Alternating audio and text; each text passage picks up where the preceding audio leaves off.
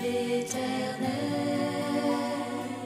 car il entend ma voix. Il a penché vers moi son oreille, et je le chanterai toute ma vie.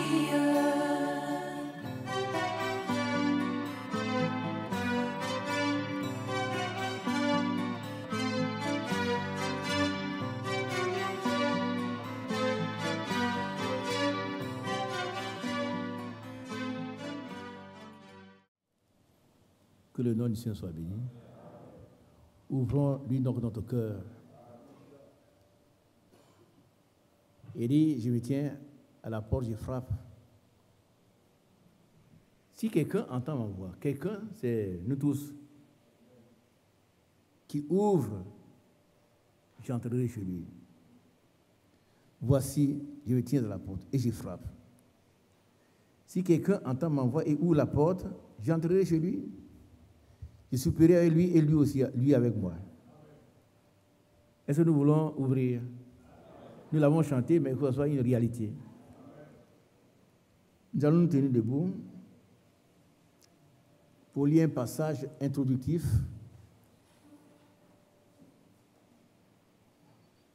tiré de 1 Timothée, chapitre 6, verset 12.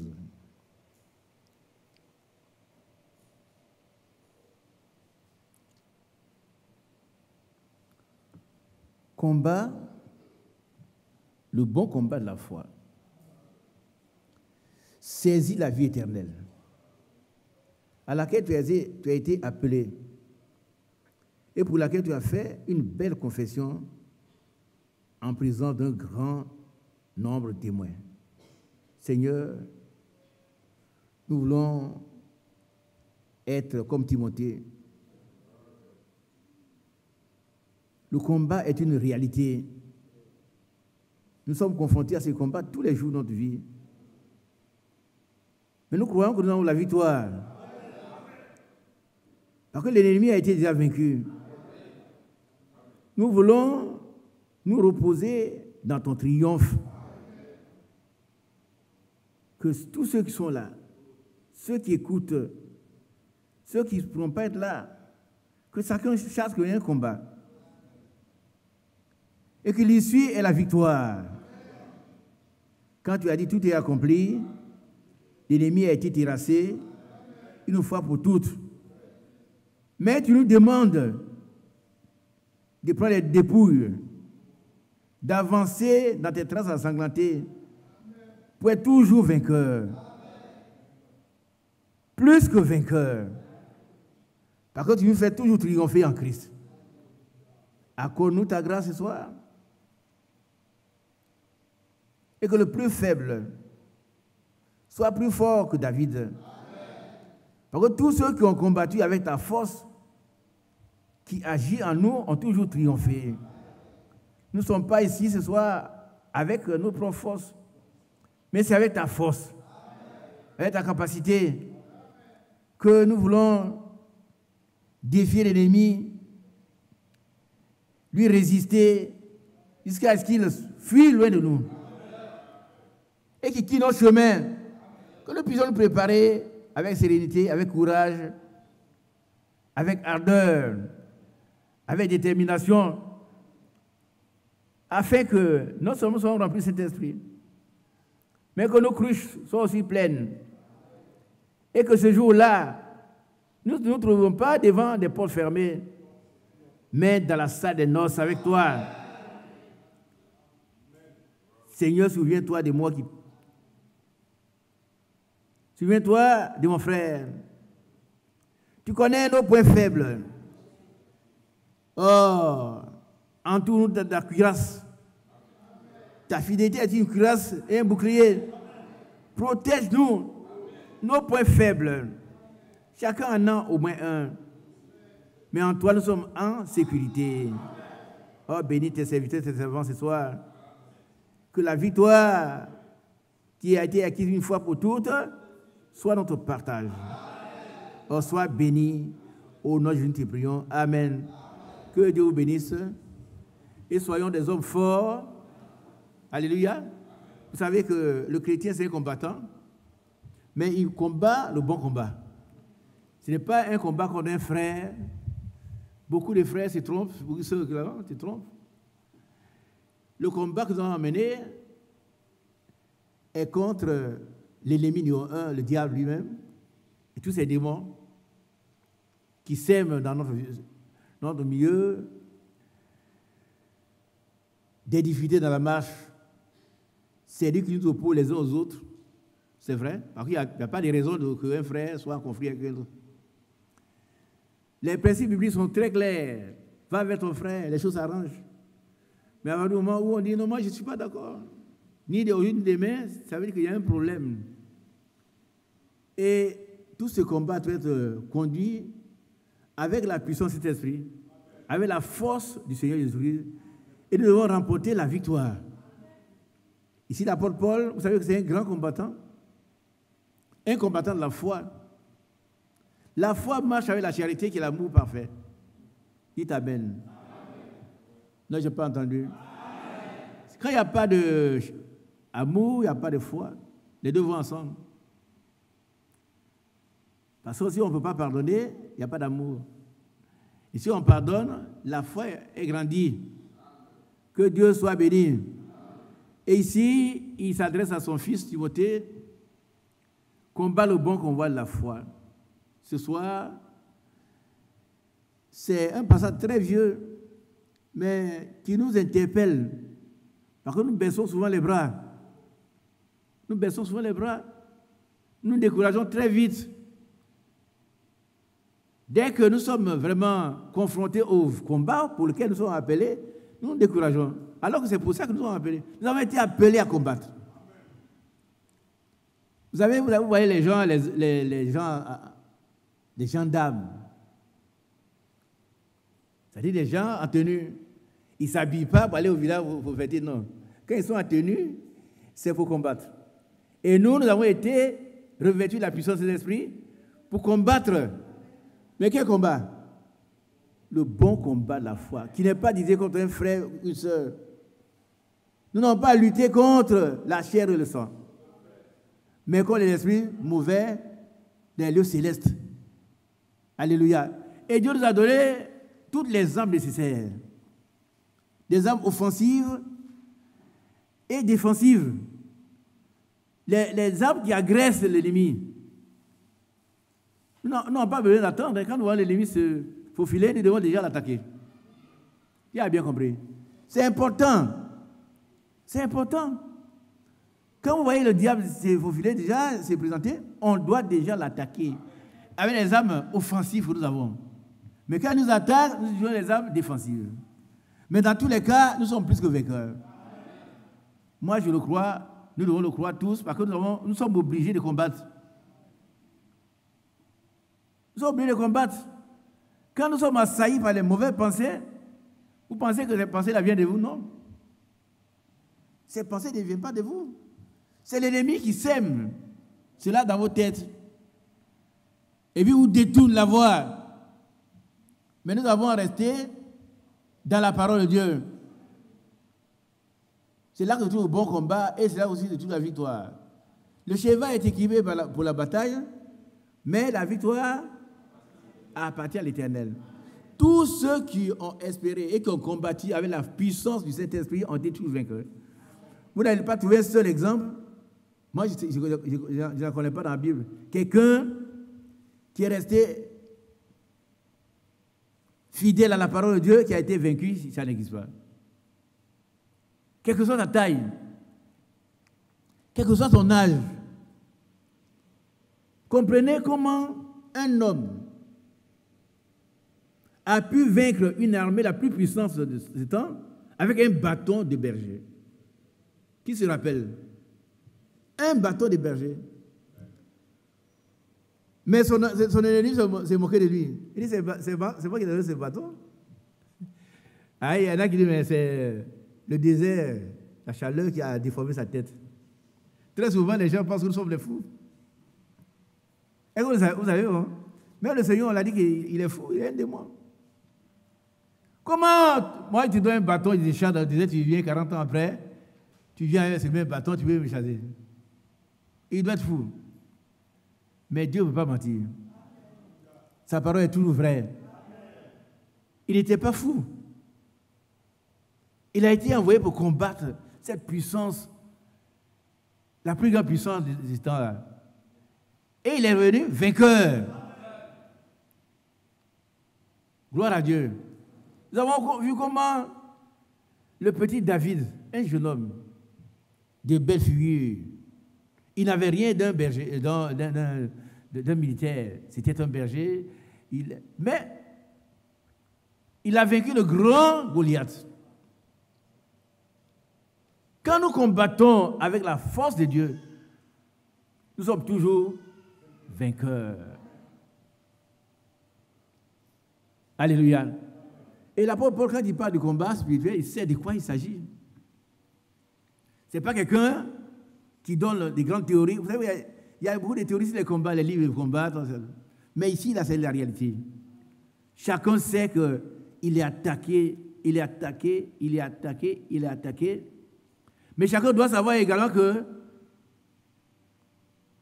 la victoire est à portée de sa main. Pourvu qu'il la saisisse. Alléluia. On ne se décourage pas si tôt. Et vous allez voir l'ennemi partout, il va vous attaquer partout, sur tous les fronts à la fois. Mais même si il venait comme un fleuve, amen, l'Esprit éternel le mettait en fuite.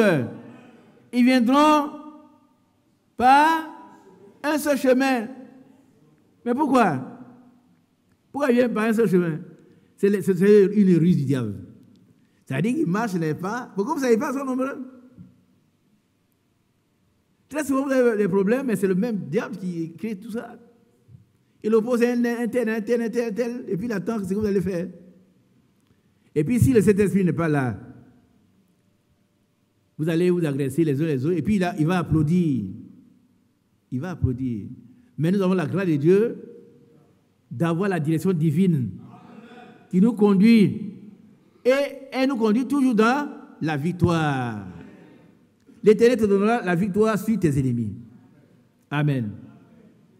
Mais ça veut dire que tu dois combattre. Tu comprends? On ne s'assoit pas à la maison en train de pleurer, non. Il faut être dans le champ de bataille. Et la victoire est sûre. L'Éternel te donnera la victoire sur tes ennemis. Amen. Qui est d'accord? Ma soeur, peut-être que tu as un problème, c'est une heure de prière, mais c'est très important. On ne vient pas prier dans le désordre. On vient prier de façon ciblée. Chacun, notre thème commun, c'est que nous nous préparons pour rencontrer notre époux. Et il y a un grand combat sur la route. L'ennemi mettra des obstacles sur son chemin de la préparation. Ça, c'est commun à tous. Et lorsque nous croisons l'ennemi, nous l'écrasons parce que le Seigneur a déjà vaincu. Il a déjà vaincu. On ne négocie pas avec lui. On le terrasse. Alléluia. Hébreux chapitre 2, à partir du verset 14, vous allez voir ce qui s'est passé.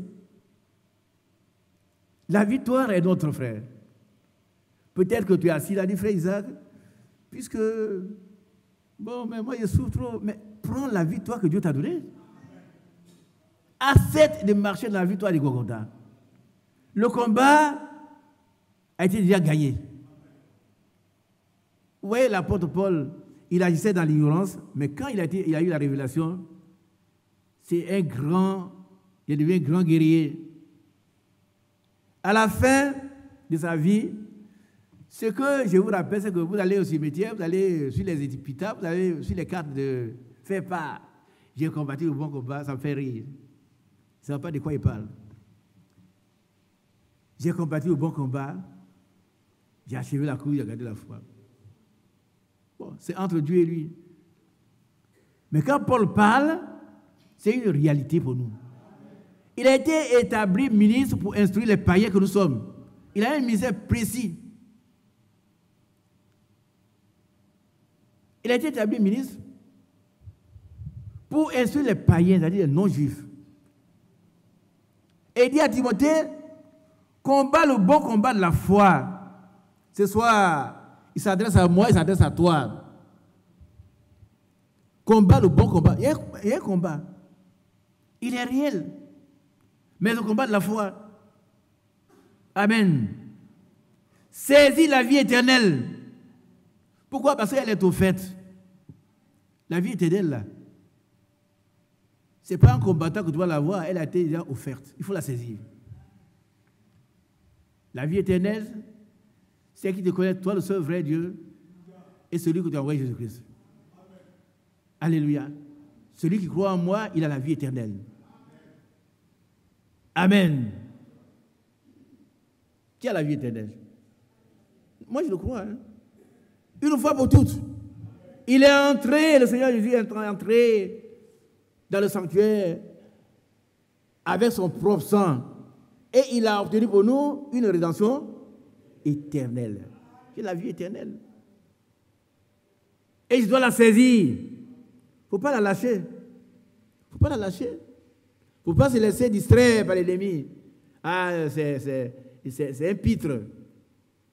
C'est un pitre. Il va venir te distraire. Oh, moi, Dieu ne m'aime pas. Dieu t'aime. C'est pourquoi il a donné sa vie pour toi. Il t'a sauvé. Mais il y a un combat à mener. Il y a un combat à mener.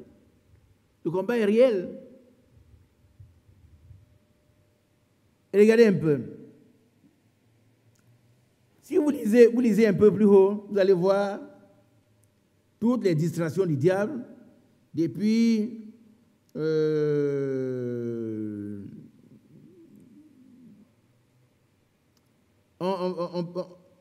ne voudrais pas qu'on lise beaucoup, mais on peut lire déjà à partir du verset 3. Qui veut me lire ça?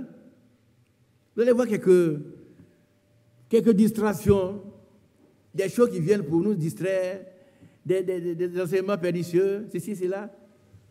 L'argent, l'argent c'est un appât terrible. Ah oui, c'est un appât terrible. Hein? 1 Timothée 6, verset 3. Ouais. Si quelqu'un enseigne de fausses doctrines, il ne s'attache pas aux saintes paroles de notre Seigneur. Et ne s'attache pas aux saintes paroles de notre Seigneur, Jésus-Christ, et à la doctrine qui est selon la piété. Il est enflé d'orgueil. Il ne sait rien. Il a la maladie des questions oiseuses et des disputes de mots, d'où naissent l'envie, les querelles, les calomnies et les mauvais soupçons. Les vaines discussions d'hommes corrompus, d'entendement, privés de la vérité et croyant que la piété est une source de gain. Vous savez, cela arrive même à l'église ici. Les gens pensent qu'ils sont dans des discussions sur les petites choses. Oh frère, tu as dit cheval blanc. Moi, il dit blanc cheval. Donc, on doit discuter, trouver qui a raison. Et pendant qu'on discute, on n'avance pas. Ah non, pourquoi le frère a placé ça avant? Alors qu'il ne doit pas, un fils de Dieu ne doit pas avoir de querelles.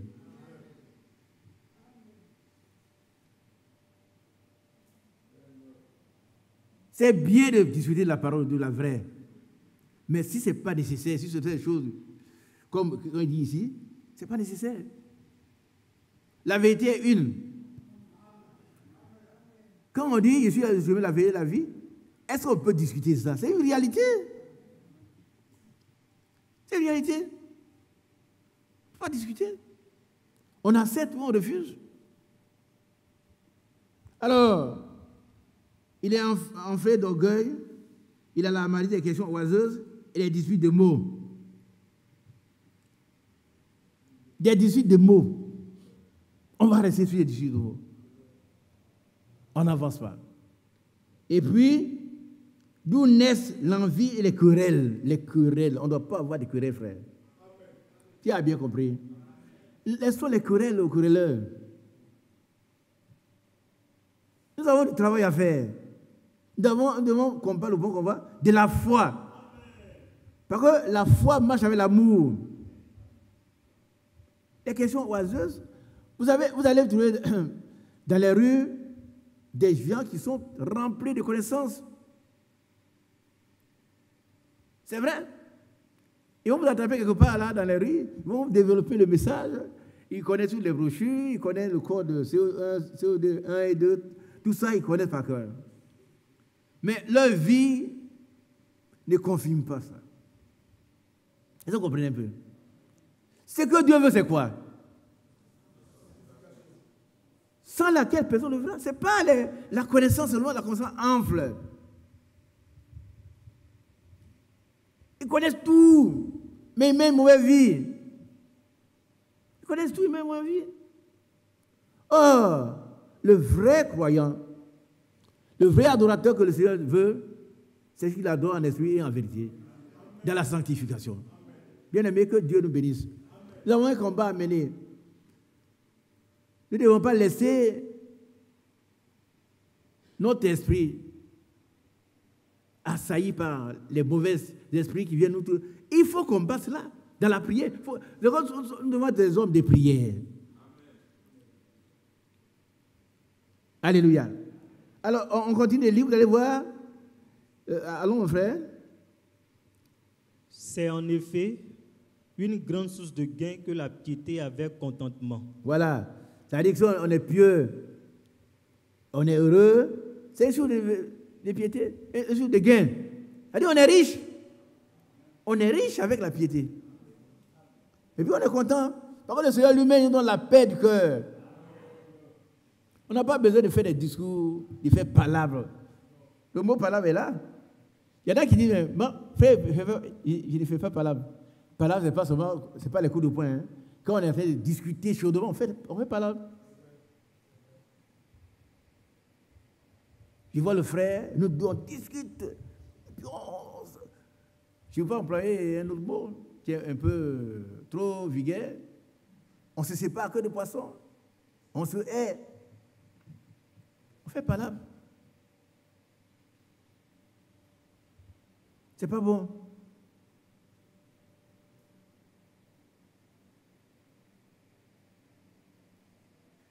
Nous devons être en paix avec tous les hommes. Pourtant que cela dépend de nous. Ça ne veut pas dire qu'il faut laisser les choses n'importe quoi. Non, non, non. Il faut en parler avec douceur, avec amour. Parce que la foi marche avec l'amour. Qui a bien compris cela? C'est important pour nous, hein? La foi parfaite marche avec l'amour. Les palabres, si les histoires des mots, l'apôtre Paul condamne ça ici.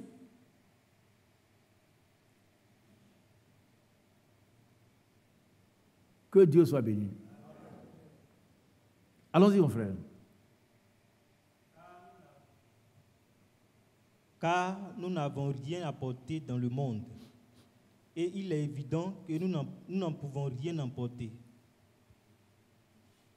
Si donc nous avons la nourriture et le vêtement, cela nous suffira. Il y en a qui n'aiment pas ce passage. Moi, j'aime ça. Qui était là la dernière fois quand il parlait des 100 francs qui me manquaient? Il n'avait pas 100 francs. Et il devait marcher sur 18 km. J'y travaillais, hein? J'y travaillais. Mon argent n'était pas dépensé pour faire des bêtises. J'avais une louche charge. Et puis, il me manquait 100 francs.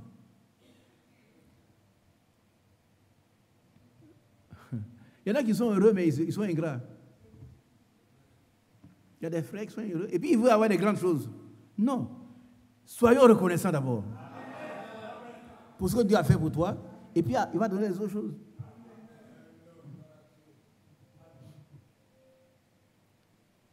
Alors que je marchais sous le soleil de plomb, c'est un soleil de plomb à Boaké, il faisait très chaud. J'allais des Diabo à Boaké, je n'avais pas 100 francs. 100 francs. Alors, un bienfaiteur me prend sur son tracteur. Le tracteur, les petits tracteurs des Sens Civiques, là. Il y a un petit siège. Lui, mais il prend son siège et moi, on met sur l'aile. C'est ce qu'il peut m'offrir. Hein. Oh, je vais pas vous raconter ça. Ce sont des choses qui forment. Et quand Dieu nous a bénis, on sait reconnaître la bénédiction.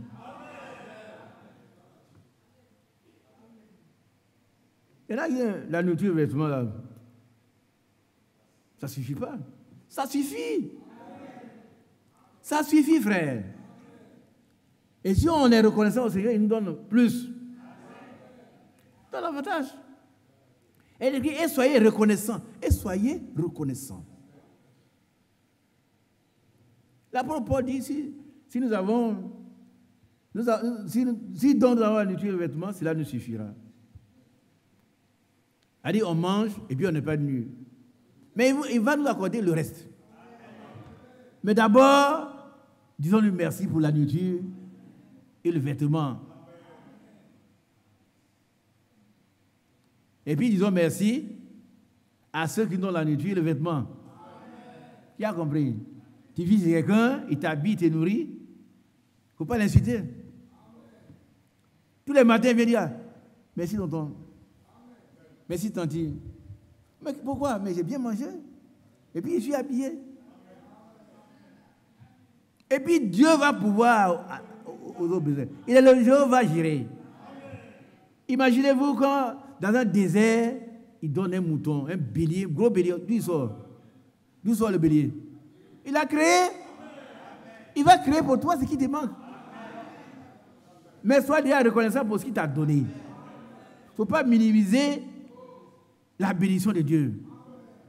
Oh, moi, je veux être ceci, mais depuis longtemps, des gens moindres que moi. Tu as une trop haute opinion de toi-même. Pourquoi? Qu'est-ce qui prouve que celui qui est là est moindre que toi? Il donne ça à la soeur, là. Tu la vois, elle n'est même pas belle, elle est mariée. Moi, je suis là depuis longtemps, les frères ne me voient pas. Mais les frères ne te verront pas jusqu'à ce que ton cœur change. Il y a un mauvais esprit qui t'inspire. Et tu dois combattre. Quand une soeur se marie, elle doit être heureuse. C'est valable pour nous, les frères. C'est un combat continuel. C'est l'ennemi qui met les mauvaises choses dans notre tête. Voilà. Et nous nous préoccupons des autres. On les juge. Le jugement appartient à un seul. À qui? À Dieu. Amen. Alors, quand on dit, si nous avons la nourriture et le vêtement, cela nous suffira. Non, frère, moi je mange, mais vraiment, je dois marcher depuis Benjerville.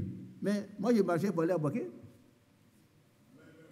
Toi, tu marches de Benjerville ici, au moins il y a des hommes.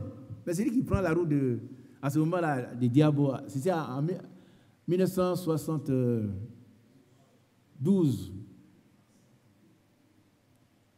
Tu t'en vas seul. Et puis si tu ne reviens plus, on ne sait pas où il est parti. Et tu viens de là, on sait où, au moins on te voit. Chacun doit avoir une expérience, frère. Et puis soyons déjà contents de ce que Dieu nous a donné. Tu as bien compris. Ce soir-là, il faut dire merci Seigneur pour ce que tu m'as donné. Et puis rejette les supputations du diable. Rejette ses agressions. Rejette. Rejette. C'est le combat. Le combat, il est spirituel. Ce n'est pas un combat avec des coups de poing, mais il est plus terrible parce que tu ne vois même pas l'ennemi. Tu ne le vois pas. Tu crois que tu fais bien, puis il tombe. Hein? Tu veux courir, hop, tu tombes. Qu'est-ce qui a fait ça? C'est lui qui a pris tes pieds. Il t'a posé un tag. Mais quand tu te relèves, tu ne vas pas te retirer pour dire, ah, c'est trop dur. Non, tu dois continuer. 7 fois le juste tombe et se relève. Mais le Seigneur lui-même, il précipite les méchants dans le malheur. Qui a compris? Le combat est terrible, hein? Mais nous avons la victoire.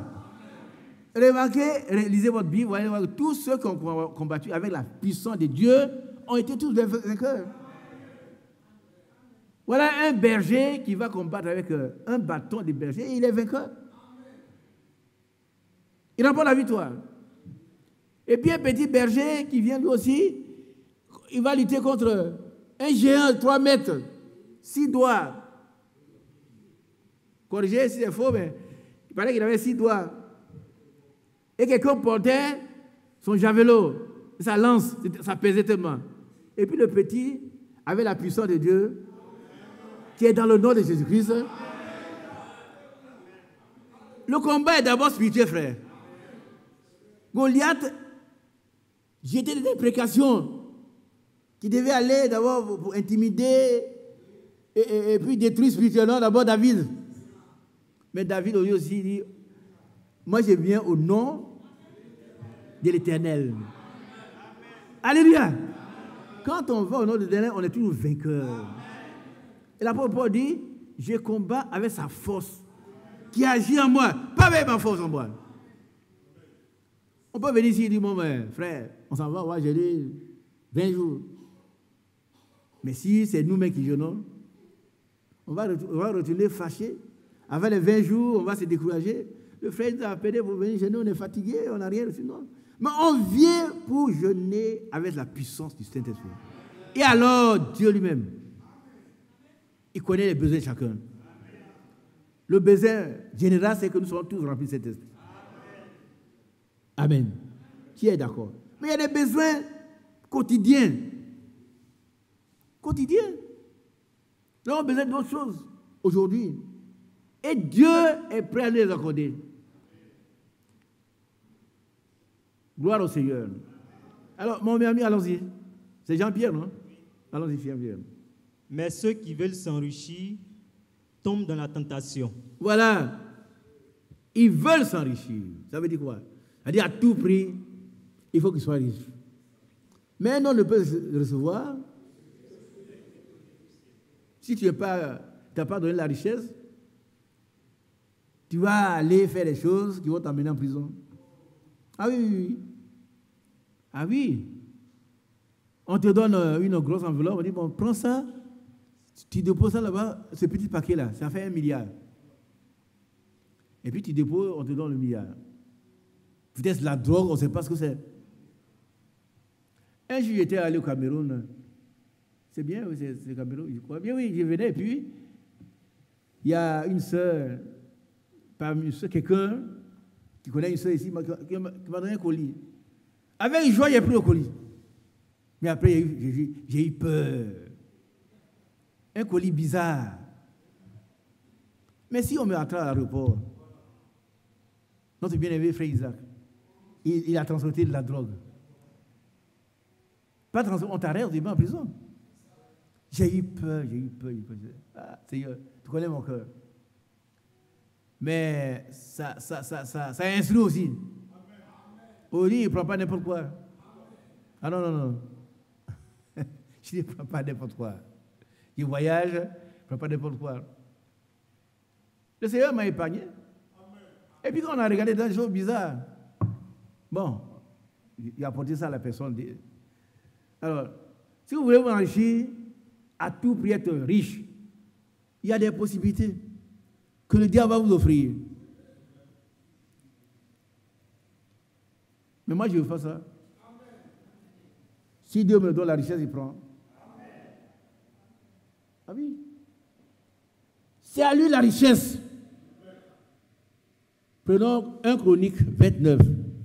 S'il me donne cette richesse, il prend. Mais s'il veut à tout prix m'enrichir,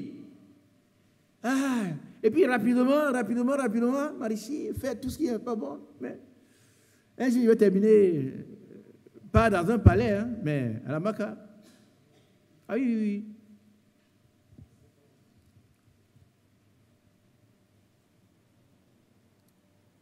1 Chronique. C'est 29. Vous allez voir quelqu'un qui est devenu riche. David était un berger, hein? Ce n'est pas David qui voulait être riche. Quand Samuel est allé chercher un roi, David n'était même pas là. Qui le sait? Il n'était même pas là, il était derrière les brebis. Il a demandé à son père, au père de David, est-ce que ce sont tous ces enfants-là? Il y avait des gaillards. Mais Dieu, il ne juge pas selon l'apparence. Il a dit, mais celui que doit, il n'est pas parmi ceux-là. Alors le père de David, il dit, mais c'est tous mes enfants. Alors David, lui, il le considère comme son enfant, c'est un petit est tout petit. Il n'a pas l'esprit d'un roi. Et c'est tout. Oui, c'est vieux. C'est tout. Ce sont ceux-là qui sont aptes à être roi. L'aptitude vient de Dieu et de lui seul. Ce n'est pas par la taille, ce n'est pas par le coup de poing, non, non, non. Alors Dieu lui a dit non, il n'est pas là. Et il dit, mais l'autre, il est au champ, c'est un petit, il n'a pas l'air d'un roi. C'est Dieu qui sait qui a l'air de ceci, c'est là. Amen. Et David est tellement reconnaissant. Oh, moi j'aime David. Je ne l'aime pas parce qu'il a commis adultère. Mais là aussi, Dieu lui a pardonné. Qui sait que Dieu a pardonné à David? Amen. Il a pardonné. Répands-toi, il va te pardonner aussi. David bénit l'Éternel en présence de toute l'assemblée. Et il dit, béni sois-tu, d'éternité en éternité, éternel, Dieu de notre Père Israël. Oh, c'est merveilleux. Allons-y, mon frère. À toi, ouais. Éternel, la grandeur, la force et la magnificence, l'éternité et la gloire, car tout ce qui est au ciel et sur la terre t'appartiennent. Oh, mais les sœurs ne sont pas contentes. Vous n'êtes pas contentes?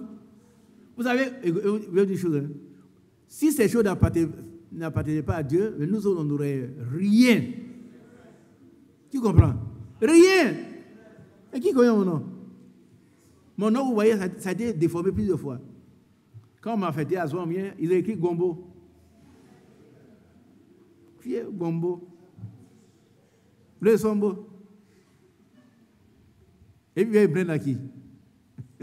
Non, si, ce qu'on a là, si ça n'appartenait pas à Dieu, on n'aurait jamais rien.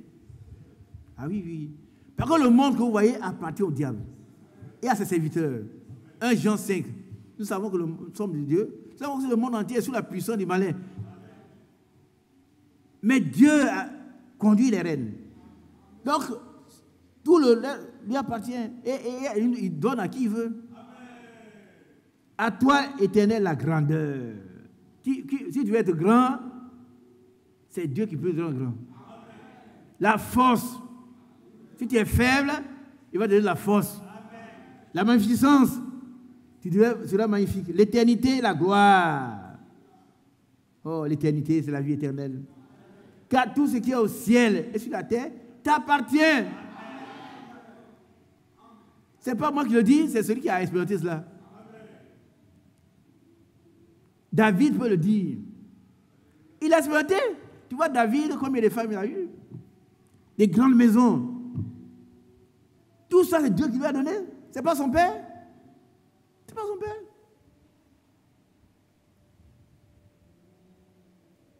Bien aimés, on est heureux d'appartenir à tel Dieu. Et que nous sommes sûrs que le combat est déjà remporté, déjà, il est remporté. Nous sommes sûrs. Quel que soit le domaine, nous avons la victoire. Continue la lecture. À toi, Éternel, le règne, car tu te lèves souverainement au-dessus de tout. Moi, j'aime cette phrase-là. Vous savez, ça veut dire beaucoup de choses. Dieu se lève comme un roi. Il est souverain. Au-dessus de tout. Sur toi-même, sur ton village, sur tous tes domaines. Aucun sorcier ne peut. Dieu, il est au-dessus de tout. Et notre vie est cachée avec Christ en Dieu. C'est merveilleux, frère. C'est de toi que viennent la richesse et la gloire. C'est gloire. de toi que viennent. Viennent quoi? La richesse et la gloire. Si tu veux avoir la richesse, tu dois t'adresser à qui? À lui. C'est lui qui donne la richesse. Mais il ne peut te donner cette richesse que s'il veut te donner. Mais si tu veux t'enrichir, par contre tu as vu l'autre riche, tu vas tomber dans des bouillies, dans la sauce tout à l'heure, on va le repartir là-bas. Dieu, il sait ce qu'il nous faut. Moi, je le crois, il sait ce dont on a besoin. Il sait ce qui nous est nécessaire. Amen. Continuons. C'est de toi que viennent la richesse et la gloire. Amen. C'est toi qui domines sur tout. Amen. Qu'est-ce qu'on n'a pas dit? Ici, qui domine sur tout? Éternel. C'est Dieu. Le diable se manifeste, mais il est dominé. Il est rendu impuissant. Moi, je le crois à 100%, hein, jusqu'à mon dernier souffle. Il se manifeste, c'est quelqu'un, il est désinvolte. Il n'a pas honte, il fait des choses pour éblouir ceux qui connaissent Dieu. Mais Dieu, c'est quelqu'un qui, d'abord, c'est le Créateur. Amen. C'est lui qui a tout créé. Et il domine sur tout. Ma soeur, nous devons demander au Seigneur de dominer nos cœurs sur notre cœur aussi. Ça serait la meilleure des choses. Il va garder notre cœur de la pureté, de la sanctification, de la sainteté. Demandons au Seigneur, domine sur mon cœur, domine sur ma maison, domine sur mon travail, domine sur mes enfants. Domine sur tout. Continuons. C'est dans ta main que sont la force et la puissance.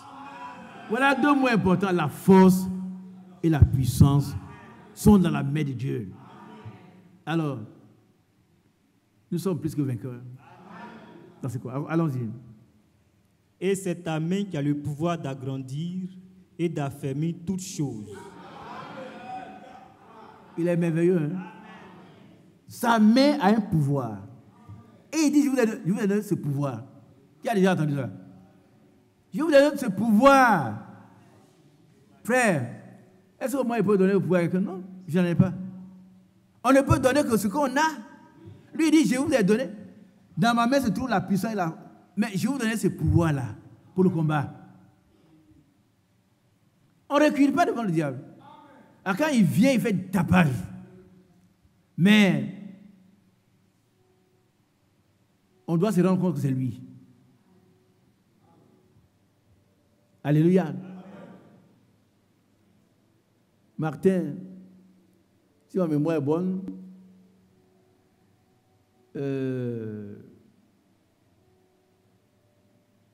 il était couché et puis il va dans un coin, quelqu'un qui fait beaucoup de tapage, beaucoup de bruit. Il se réveille, il voit le diable dans le coin. Il dit, mais c'est rien que toi?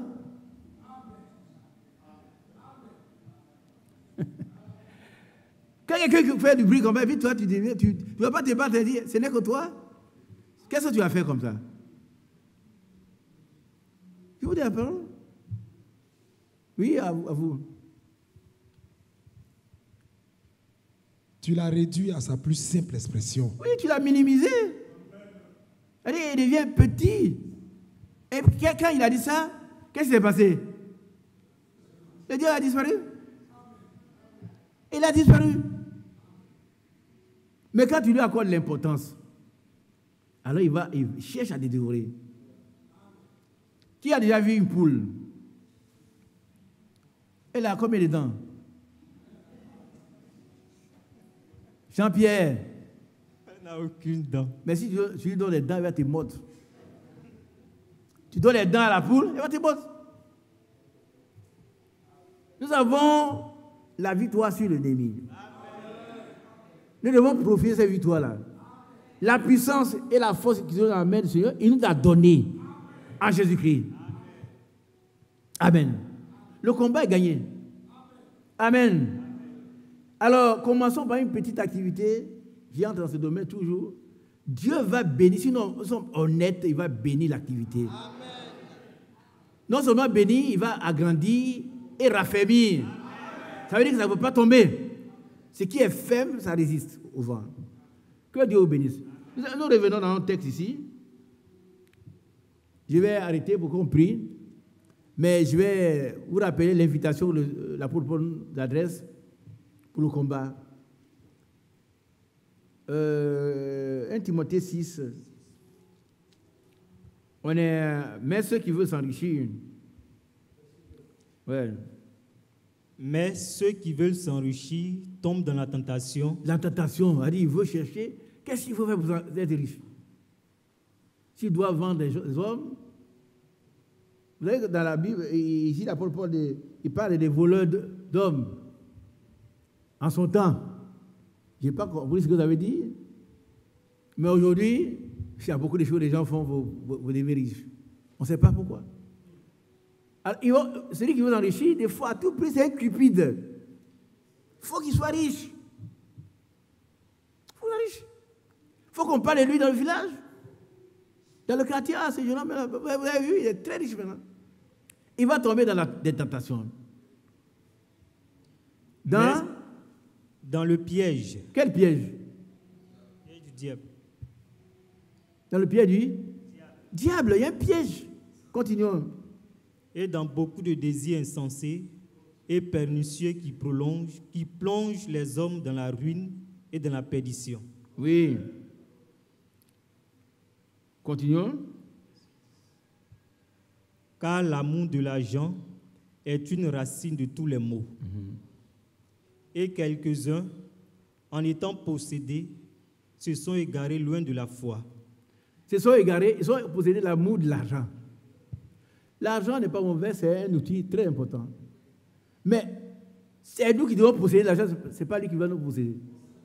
Qui a compris? Si l'argent, on a parlé c'est un monsieur qu'on appelle Apagon. Vous avez lu ça au moins? Apagon, il n'y a que son argent qui compte. Je ne vais pas revenir sur ce que vous avez étudié au lycée. Qui a étudié Apagon? Voilà. C'est son argent seulement. Mon cher argent, on m'a privé de toi. On m'a privé de toi. C'est-à-dire, entre lui et son argent, le contact est vraiment hermétique. Il y a des gens qui sont là. Ils ne veulent que s'enrichir. Mais c'est Dieu qui donne la richesse. C'est dans tous les domaines spirituels. Hein? Il y a des choses que nous faisons sans effort. Parce que c'est Dieu qui agit avec sa force en nous. Mais nous, on veut et puis il agit. Mais tu as tout pris. Tu vas tomber dans un piège de Satan. Et puis quand Satan t'a, c'est difficile de relâcher. Alors, se sont jetés eux-mêmes dans bien des tourments. Tu vas composer avec des étrangers, et puis vous allez vous trouver tous à la Maca.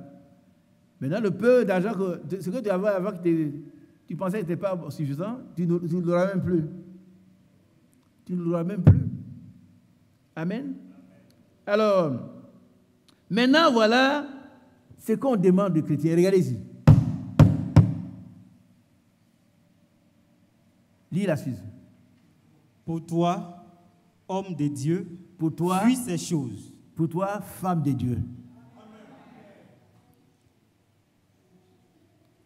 Fuis ces choses.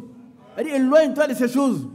Les désirs pernicieux, tout le temps. J'avais un camarade, chaque fois qu'on voit le chez lui, ce sont des calculs souvent. Calcul un peu, on va tant. Il n'a pas le temps pour Dieu. Le chrétien, c'est Dieu qui l'enrichit. Ah oui. Il ordonne à la bénédiction de le suivre. Ce n'est pas lui qui doit être possédé par l'argent. Alléluia. Pour toi, homme de Dieu, femme de Dieu, fuis ces choses. Est-ce qu'on a compris? Vous savez, les prostituées, c'est pour de l'argent qu'elles se prostituent. Hein. Vous allez voir des belles femmes, très belles femmes. Ils ne peuvent pas se marier. Elles ont un esprit de prostitution, elles sont dans les rues. Dans les rues. Et comme il y a des gens qui aiment ça, elles vont trouver des clients. On a fait un film, une émission sur ça en Côte d'Ivoire ici. Elles sont en contact avec les hôtels. Qui a suivi ça? Vous ne suivez pas. Ils sont en contact avec les hôtels et quand les touristes arrivent, on les invite. Et puis, elles ont donné même les prix. Oui, c'est vrai, c'est malheureux.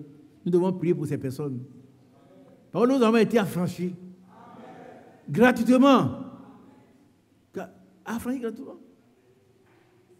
Non, pas de force. Que Dieu nous aide. Amen. Et désormais, quand tu as été affranchi, homme de Dieu, fuis ces choses. C'est ça le combat. Regardez un peu. Levez la tête. Dites-moi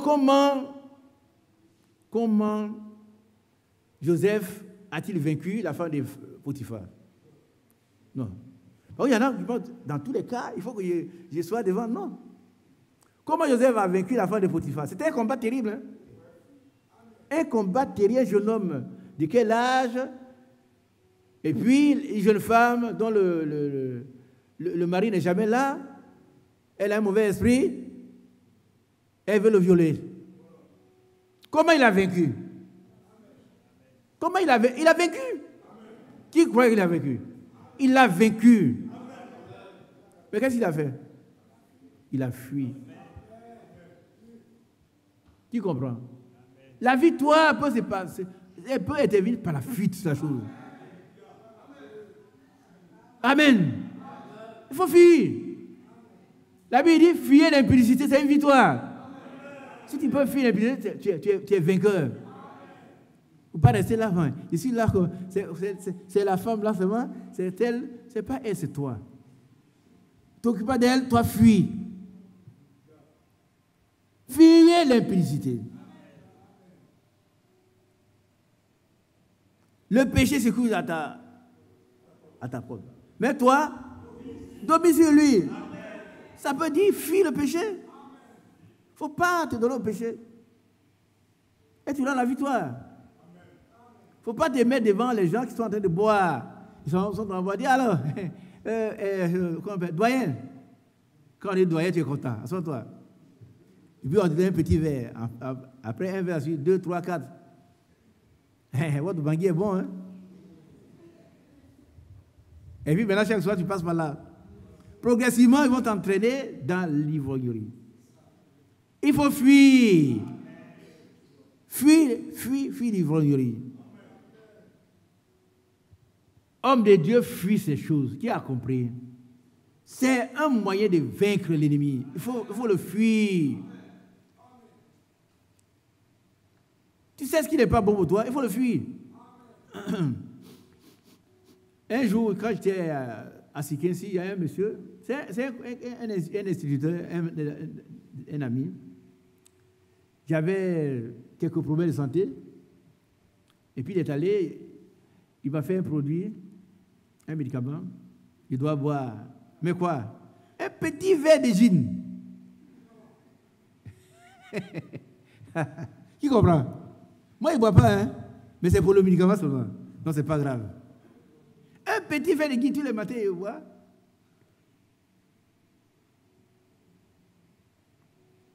Je ne sais pas si j'ai pris un verre, mais j'ai refermé la bouteille de gin. Une grosse bouteille, je dois boire ça. Un petit verre, mais un petit, avec plusieurs petits. Oh, quelle ruse du diable. Je lui ai dit, mon ami, c'est bien, mais je ne veux pas. Ton médicament, si c'était Tony, elle m'a dit, non, c'est la gin. Tiens. Il ne faut pas se laisser affaiblir. Non, comme ici, tiens, maman, on est allé à l'hôpital, on fait mais ça là. Quand j'ai pris un verre seulement, ça va. Le deuxième verre ne va pas aller. Le deuxième verre là, il va te tirasser. J'ai attaché son manette, il a appelé mon frère, viens. Merci. Voilà ta bouteille. Peut-être que ça peut servir à quelqu'un, mais moi je ne peux pas. Moi je ne peux pas. Moi je ne peux pas. Je ne bois pas d'alcool. Et puis, un petit verre. Les petits verres là, les coups de cou là, tu prends un seulement le matin, et puis tu es bien. Je dis non. Il faut fuir ces choses. Homme de Dieu, fuit ces choses. C'est la victoire. Hein? Moi je peux acheter plusieurs bouteilles de gin, donc même un carton. Je serais devenu un ivrogne. Oh, il y a un démon dedans. Il ne faut pas accepter n'importe quoi, frère. La femme de Potiphar a réussi à presque bêtiser le petit jeune homme. Mon mari n'est pas là. Mais quel est mon problème, ton mari n'est pas là? Moi, je ne suis pas ton mari. Ton mari n'est pas là, mais moi, je ne suis pas ton mari. Tu as compris? Moi, je ne suis pas ton mari. Je suis esclave de ton mari. Il ne faut pas accepter les dons empoisonnés. Oh, monsieur, vraiment, un jour, il y a un frère qui est allé voir un autre frère, et puis il dit, bon. Non, c'est la soeur qui est allée voir le frère. J'ai trouvé mon mari. Le frère dit, c'est qui? C'est un jeune frère, en ce temps-là. C'est vieux ce qu'il vous dit. Hein? Le jeune homme, il va, la soeur lui fait un bon lit, il marche bien, il est content. Le frère est allé voir la soeur, lui a fait des remarques. Et il dit, toi, quitte là! On est en train de te tuer comme ça. Elle va te tuer. Elle va te tuer. On lui fait son bon lit, il se repose à midi. Il faut fuir ces choses-là. Eh, mais regarde. Bon, comme il pleut maintenant, tu vas dormir en bas. On ne dort pas en bas. Ce n'est pas chez ton mari. Il faut partir. La nuit dure combien d'heures? 5 heures. Et c'est à partir de 18 heures. Ça va au moins 12 heures. Va! Sauve-toi pour ta vie. Quand on se sauve, on a vaincu l'ennemi. C'est important. Hein? Fuis ces choses. Faut fuir. Faut fuir ces choses. Alors on continue, frère. Pour toi, homme de Dieu, fuis ces choses et recherche la justice, la piété, la foi, l'amour, la patience, la douceur. Ce sont des manifestations du Saint-Esprit. La foi va avec la piété. La foi va avec la charité, l'amour. C'est ce qu'on doit rechercher. Il ne faut pas chercher à tout prix à être riche. À tout prix à avoir ce que tu n'as pas. Une tentation, une femme marie, il faut fuir. Il faut fuir. Il faut fuir vers. On peut le dire avec reconnaissance au Seigneur. Parce que la foi ne vient pas de nous. Quand on combat la foi du Seigneur, on est toujours vainqueur. Amen. On va lire au passage et puis on va arrêter, on va prier. Il y a beaucoup de choses à dire. Romains chapitre 15, verset 30. C'est une exhortation de l'apôtre Paul.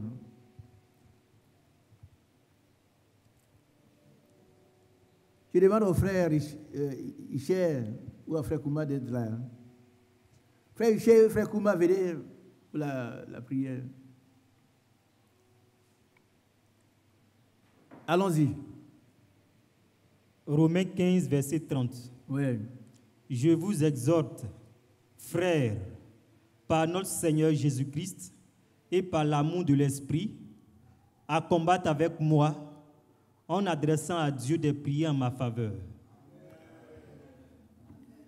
Vous êtes heureux?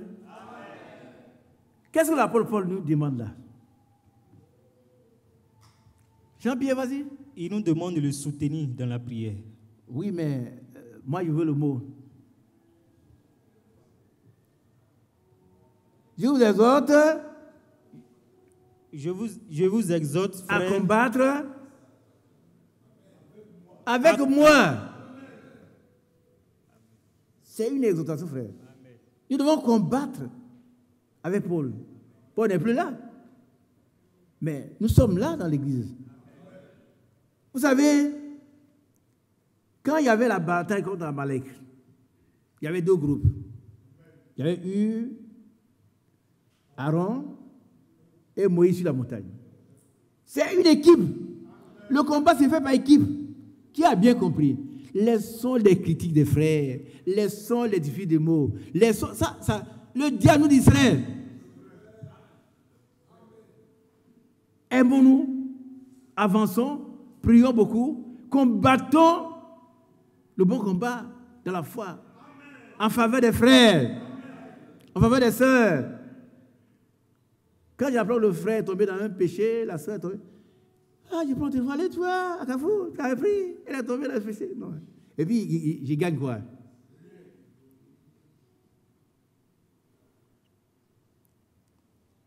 Un jour, un malheur est arrivé à un frère, et puis il y a une sœur qui m'appelle. Frère Isaac, tu as appris? Je l'ai reprise sévèrement. Elle ne m'a pas parlé pendant des mois. Moi, je lui ai parlé ça avant, c'est pas le Dieu. Tu as compris? Il dit non, je n'ai rien compris. Je l'ai reprise sévèrement. On doit même aimer nos ennemis. Et puis un frère, un problème, ça te réjouit. Pourquoi tu te réjouis? Pourquoi? Pourquoi? Parce que c'est un esprit qui est là. Un esprit de haine. Tu t'attendais à ça. On doit s'attendre à ce que le frère revienne. Mais si cette situation se produit, on ne doit pas être heureux. Ici, l'apôtre Paul dit, à combattre avec moi. Frère, nous pouvons dire la même chose, nous devons combattre, apprendre à combattre avec les serviteurs de Dieu. Nous en avons besoin. Hein? Je vous l'ai toujours dit. Ne m'oubliez pas dans vos prières. Pensez à vos frère Isaac. Pensez à moi, priez pour tous les frères. Mon bien-aimé frère Badi, frère Mathias, frère Franck. Nous avons besoin que les frères combattent en notre faveur. Parce que l'ennemi, il attaque, hein, et particulièrement les serviteurs de Dieu qui se tiennent pour apporter la parole, il veut les confondre, mais il ne pourra pas. Il ne le pourra jamais. Ah oui. Et si on prend ce passage, et puis nos frères venus, il y a beaucoup de choses à dire, mais ça c'est une exhortation à combattre. Vas-y, je vous exhorte. Je vous exhorte, frères, par notre Seigneur Jésus-Christ et par l'amour de l'Esprit, à combattre avec moi en adressant à Dieu des prières en ma faveur. Ah, eux ne sont pas contents. Fais ça pour moi. Fais ça pour le frère Badi, frère Mathias, frère Franck et tous les bien-aimés frères de cette église. Prenez chaque frère, combattez à genoux en sa faveur. Quand un mauvais esprit vient, dit non, il n'est pas bon. Mais justement, si tu penses qu'il n'est pas bon, il doit devenir bon. Il doit être bon. Donc tu dois combattre en sa faveur. Qui a compris? Oh, ma voisine là, elle n'est pas bien. Mais tu dois prier pour ta voisine. Frère, tous les matins, tous les soirs, nous prions chez nous pour nos voisins. On a 4 voisins. À gauche sont des francs-maçons. Oui. À droite, c'est un... qu'on appelle ça? Un marabout.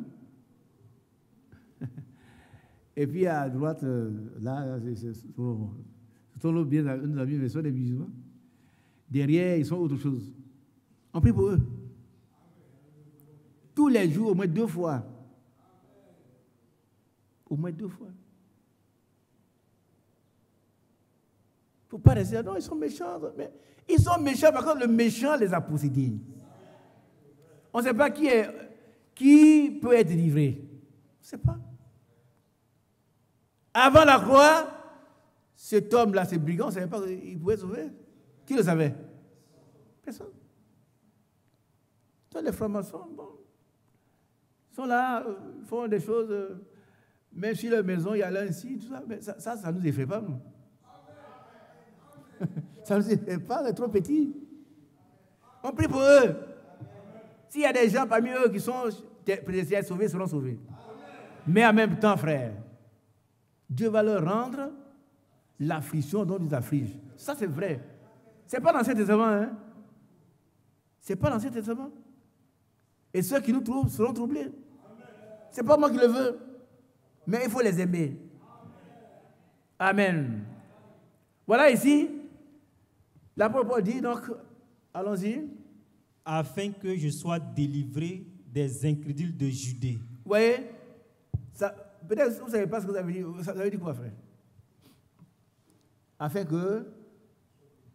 que je sois délivré des incrédules de Judée. Ça veut dire quoi? Quand tu lis, afin que je sois délivré, ça veut dire quoi? Afin qu'ils puissent vaincre. Oui, les mais incrédules. écoute un peu les mots qui sont employés. Il faut lire, faire l'étude structurelle, le texte, afin que je sois délivré des incrédules. Afin qu'ils soient séparés des incrédules de Judée. C'est déjà bien. Qui va dire autre chose? Ah, ils ont peur de se tromper. Mais si tu as peur de te tromper, tu ne vas jamais agir en cher ami. Tout le monde va s'asseoir, on va se tromper. Ah oui.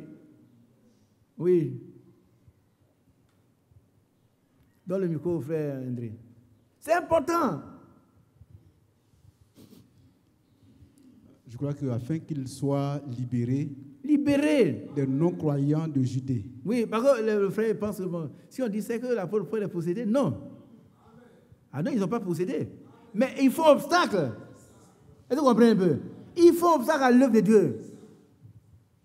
Ils s'opposent à l'œuvre de Dieu. Ils s'opposent à l'œuvre de Dieu. Et il faut qu'ils soient délivrés, c'est ça. Ça ne veut pas dire qu'il est possédé, non, non, c'est pas ça. Mais il faut obstacle au travail que Paul est en train de faire. Qui a bien compris? Tu peux avoir le même chose. Tu fais, c'est toi la même. Puis il y a quelqu'un qui fait, il fait obstacle. Et c'est un esprit qui fait ce travail-là. Et Paul a besoin de nos prières. Avait besoin, maintenant, il n'en a plus besoin parce qu'il n'y a plus. Mais moi, j'en ai besoin. J'ai besoin de vos prières, vraiment. Comme mes bien-aimés frères. Ah oui. Il y a des choses qu'on ne peut pas vous dire. On entend des choses, pas dans l'église, mais l'ennemi te parle, tu entends. Il va te faire telle chose. Un jour, il a dit ça, il dit, mais toi, tu es vaincu. Tu es vaincu, tu ne pourras rien faire. C'est le combat. S'il avait pu faire quelque chose, il ne serait pas ici. C'est un imposteur. C'est un imposteur. Et quand vous allez retourner chez vous, il va dire, le vieux l'a raconté l'histoire, mais je te tiens. Il faut lui dire, voilà la porte. Sors! Le vieux n'a rien dit, c'est écrit. Nous avons la victoire en Jésus-Christ. Dieu nous fait tout triompher en Jésus-Christ. 2 Corinthiens chapitre 2, verset 14. Qui connaît ces passages-là? Non, les sœurs ne connaissent pas. Qui ne connaît pas ici? Levez la main, ceux qui connaissent ça. Levez-vous, levez-vous, levez-vous, levez-vous. On a fini. Toutes les personnes qui ne connaissent pas ce passage, levez-vous. Ah, mais, qui connaît? Personne. Qui ne connaissent pas? Personne. Alors ça, je ne sais pas à qui il parle. On le lit pour vous. Retenez cela, bien aimé. Nous avons toujours la victoire en Jésus-Christ. Toujours. Un obstacle qui se présente à vous, c'est difficile, hein? Mais la victoire est certaine. Allons-y. 2 Corinthiens 2,14. Grâce soit rendue à Dieu qui nous fait toujours triompher en Christ. Non, c'est arrête là. On a mis une virgule, hein? Donc on ne lit pas tout. Toujours. Oh, le triomphe est une grande victoire éclatante. C'est-à-dire qu'on ne discute pas.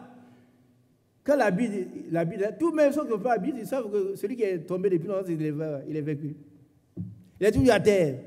On a compté ça 10, 15, 20, il est toujours couché. Donc tu n'as pas besoin d'être un arbitre international pour le savoir.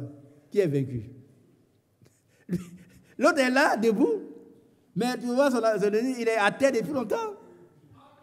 Et puis il est vaincu, donc il est vaincu. C'est ça le triomphe, c'est une victoire éclatante. N'importe quel prophète peut dire, celui-là a gagné. C'est ce que Jésus-Christ a fait. Et il nous inscrit dans cette victoire.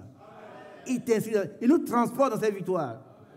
Il nous fait toujours triompher en Christ. Toujours. Bien, mes soeurs, quand tu seras devant un obstacle, il ne faut pas pleurer. Ça va te faire peur, ces frères. Ça va te faire peur. Quand tu te dis, mais ressaisis-toi. Et puis repars.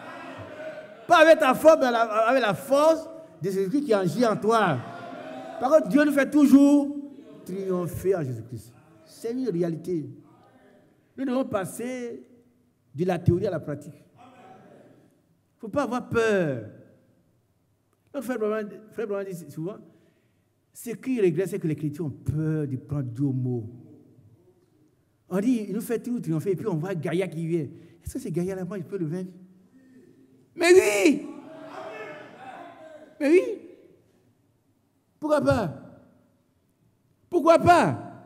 Si tu ne veux pas le vaincre, tu es comme les 12 espions, les 10 espions plutôt. Ils ont vu le terrain, le pays est beau avec les grappes, mais il est habité par des filles d'Anak, des géants. Nous sommes à leur côté. C'est toi le Dieu qui est sur les. Dieu dit, la Bible dit, ton Dieu est d'autre que. Mais toi, tu dis qu'il est sur les. Moi, il ne veut pas dire qu'il est sur les. Non. Jamais. Et Josué a dit avec Caleb, Dieu nous a donné ce pays, nous allons le posséder. Amen. La condition de demeurer dans la parole de Dieu. Et la victoire est certaine. Dieu ordonne que tu sois puissant. Alléluia. Nous allons nous arrêter là. Nous allons prier un peu et puis on va partir. Il y a beaucoup de choses à dire. Beaucoup de choses sur le combat spirituel, c'est pas. Que Dieu vous bénisse. Qui est armé maintenant? On va prier tout à l'heure. L'ennemi ne viendra pas pour vous souffler. Je vais passer que tu veux faire maintenant, il vient pour bousculer. Mais quand il te voit, il doit reculer. Ah oui, quand vos yeux se croient, il dit, tu dis, qu'est-ce que tu veux? Il dit, non, il ne vient pas ici, il vient là-bas. Il doit changer de position. Parce qu'il ne voit pas, il ne te voit pas, mais il voit celui qui est en toi. Et celui qui est en toi est plus grand que celui qui est dans le monde. Ce n'est pas moi qui ai écrit ça. C'est moi. Mais je prends ça. Mais tout le vieux peut se réunir, on dit, bon, ce petit-là, on dit, viens, une église bizarre. On va te dire, viens, dis-nous quelle est ta foi. Reste calme. Dieu va parler pour toi. Et il va se former des groupes. Les gens vont se dire, non, mais le jeune a raison. Il va disposer tes ennemis à ta faveur. Quel merveilleux Dieu. Comment ne pas le lui? On va chanter ça. Et puis le frère va continuer. Ceux qui sont en ligne, que Dieu vous bénisse. Mais combattons le bon combat de la foi. Saisissons la vie éternelle. Amen. Mon frère, viens.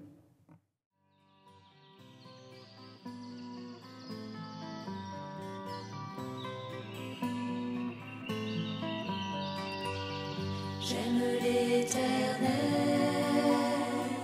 car il entend ma voix. Il a penché vers moi son oreille, et je le chanterai.